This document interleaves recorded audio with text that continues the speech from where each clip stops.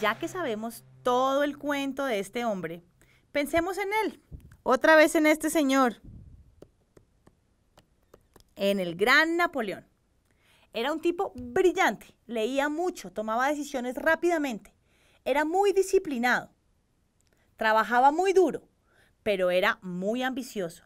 Siempre se ideaba a proyectos más y más grandes. No le importaba ser amado por los demás. Según él, todos debían someterse a sus planes, pues él era quien tenía la visión de lo que debía hacer. Bueno, eso decía él. No había acabado de llevar a cabo una hazaña cuando ya estaba pensando en la siguiente movida. Pensaba, así don Napoleón aquí, pensando don Napoleón, y pensaba, los logros del pasado ya fueron y hay que pensar en los venideros. Vivía centrado en sí mismo, pendiente de su fama y su gloria basadas en los éxitos de su ejército. Pensaba, y seguía pensando porque pensaba mucho. Labraré mi destino con la espada y con las armas. Era consciente que era un hombre excepcional, inclusive hasta arrogante era. Su perseverancia fue una de las claves de su éxito. No paraba hasta no tenerlo todo y no había obstáculo demasiado grande que no pudiera ser superado. Echemos un poquito de chisme. ¿Será que le quedaría tiempo a este señor para enamorarse? Pues sí, claro. Resulta que Napoleón tuvo muchos amores. El gran amor y pasión de su juventud fue esta señora, Joséphine, que era una criolla de la isla de Martinica. Ella, miren, no lo amaba, se casó con él por puro interés. El desamor de Josefina, quien le era infiel abiertamente, despertó en Napoleón el egoísmo, la sed de venganza, la melancolía y la soledad. Después de su campaña en Polonia, se enamoró de otra, de esta señora, María Walewska, quien se convirtió en su amante. Con ella tuvo un hijo a quien Napoleón llamó León, aunque nunca lo reconoció. Finalmente, por cuestión de estado, terminó casándose con esta señora, la emperatriz María Luisa de Austria, para garantizar un heredero real, a quien llamó Rey de Roma, Napoleón II, quien tristemente murió a los 21 años. Sigamos hablando de este señor. Era un gran estratega militar, fue el duro del siglo XIX. Era un genio militar, impaciente y calculador. Nadie sabía tanto como él sobre el planteamiento de una batalla. Su ejército triunfaba porque Napoleón sabía mover sus divisiones en un campo de batalla como si fueran fichas de ajedrez. Además, usaba todo tipo de artimañas para engañar al enemigo. Por ejemplo, hacerles creer que el ejército francés estaba debilitado y a punto de retirarse, como sucedió en Austerlitz. Luchaba pensando siempre en la libertad de la nación y la difusión de las ideas de la Revolución Francesa. Convirtió al ejército francés en hombres honorables que no saqueaban. Él le decía a sus soldados, miren, si ustedes saquean, se pierde la victoria, la valentía, el honor y la gloria. Esto era como militar. Como diplomático, pues no había quien lo superara en sagacidad, audacia. Amenazaba, aterrorizaba, mentía o decía la verdad según fuera necesario. Peleaba y negociaba al mismo tiempo. Así fuera a punta de mentiras. Ya sabemos mucho de este sujeto. Preguntémonos ahora, ¿qué significa ser líder? ¿Qué tipo de líder era Napoleón? Miremos, por ejemplo, esto, las características de un auténtico líder. Pensemos en personajes como Gandhi o como Nelson Mandela. Un líder es responsable, ¿verdad? Pues sí, tiene que ser responsable. Un líder tiene dominio y seguridad en sí mismo. Un líder es esto también. Un líder es analítico, piensa. Un líder sabe escuchar, respeta la diferencia. Orienta a los grupos que lidera hacia objetivos precisos, pero además acordados. El líder, ¿saben qué hace? Ve el futuro, ve más allá del momento presente. El líder también hace esto por la gente, la hace actuar. Pero también ¿saben qué hace? Que es muy importante, acepta la crítica y aplica lo que predica, es decir, es una persona íntegra. Tiene capacidad de convicción.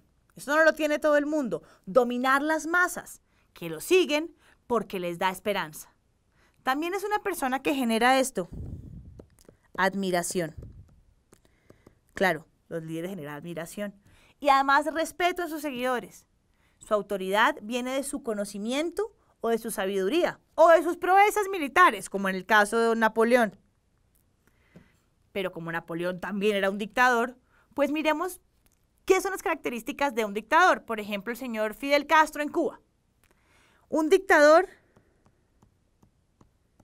es un líder, pero es un líder opresor. Busca el poder y se deja llevar por la ambición de sus ideales de lucha. Eso le pasó a don Napoleón. Un dictador se impone, no hay acuerdos. Puede o no aceptar la crítica del grupo. O sea, aceptar la crítica no es algo que haga un dictador. Su autoridad está basada en esto. En el temor, no en el conocimiento, no en sus proezas. Y son sus súbditos que le tienen miedo. Tiene capacidad de mando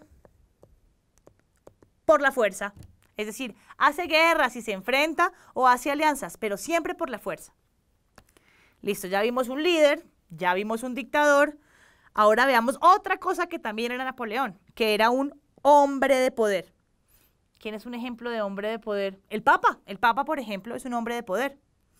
Y esta persona ejerce el dominio, es decir, se impone y tiene esto. Tiene autoridad moral, generando actitudes que son justas a su alrededor. Es capaz de convocar a los intereses colectivos y controla el poder. Ojo, estas personas, estos hombres de poder, no se dejan desafiar. Tienen certeza de lo que hacen y son capaces de sentar precedentes. Tienen capacidad de mando, claro, o sea, saben hacerse obedecer. Pero quizá no por la fuerza, sino más bien a través de las alianzas. Interesante, ¿no? Bueno, ¿cuál de todas estas tienen ustedes? ¿Van a poder ser líderes? ¿Les gusta la idea de ser poderosos? ¿Qué serían? ¿Serían dictadores, hombres de poder, líderes? Piénsenlo. Vamos a acabar con esto de Napoleón y veamos en qué paró de toda esta vaina para Europa. Resulta que los jefes de Estado que le habían ganado a Napoleón y lo habían mandado a las islas, ahora tenían que decidir qué carambas iban a hacer con todo el embrollo.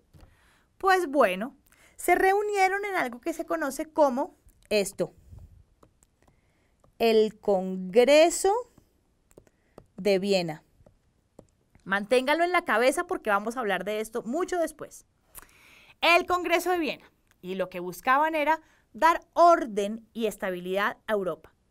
Querían que la cosa volviera a quedar tal cual estaba antes de esto, imagínense, de 1789. Mientras que muchos jefes de Estado festejaban en Viena y la estaban pasando rico, 4 representantes de Estado pactaron los arreglos. Este señor, Metternich de Austria, luego Alejandro I, que era el zar de Rusia, luego Lord Casterlac, que era de Inglaterra, y Talleyrand de Francia. Se propusieron crear un nuevo orden mundial, ojo, logrando una paz que fuera duradera y que representara pues alguna forma de equilibrio de poder y protegiendo pues a las monarquías, a los reyes que todavía quedaban. Cada uno proponía soluciones distintas. Unos decían evitar que Francia vuelva a ser poderosa y peligrosa hasta formar una santa alianza entre los monarcas cristianos para protegerse de las revoluciones. Miren, el hecho es que cambiaron el mapa de Europa. Lo que hicieron fue crear una especie de cinturón para contener a Francia. Vamos a volver a mirar a Francia, miren, esta es Francia. Lo que hicieron fue un cinturón así, alrededor de Francia. Lo hicieron creando estados fuertes. Por aquí hicieron países fuertes, que se fueron los Países Bajos, que están por aquí, y fortalecieron esta frontera con Prusia, sobre el río Rin. En el norte de Italia también, por aquí también fortalecieron esta frontera.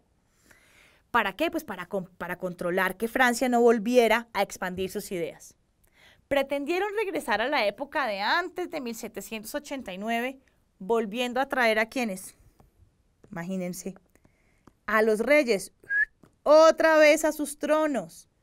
Los reyes de Francia volvieron, el rey de España volvió y el rey de Portugal también y reyes de lugares en Italia. Por si fuera poco, se formó la Alianza Cuádruple entre Rusia por aquí, Austria por aquí, Prusia, que lo tenemos coloreado, e Inglaterra por aquí. ¿Cierto? ¿Para qué? Para mantener el equilibrio de poder y suprimir cualquier intento de revolución en Europa. ¿Cómo les parece que pintaba la cosa? ¿Será que se iba a poder volver todo a como era antes? ¿Será que esas ideas de igualdad, fraternidad y libertad de la Revolución Francesa de verdad se iban a morir? ¿Será que la gente se iba a quedar tan tranquila sin sus derechos? Pues realmente no. Las cosas iban a volver a cambiar y pronto. Nada iba a impedir que prevalecieran los cambios que había logrado la Revolución Francesa. Suprimir la búsqueda de igualdad y la libertad era una cosa imposible.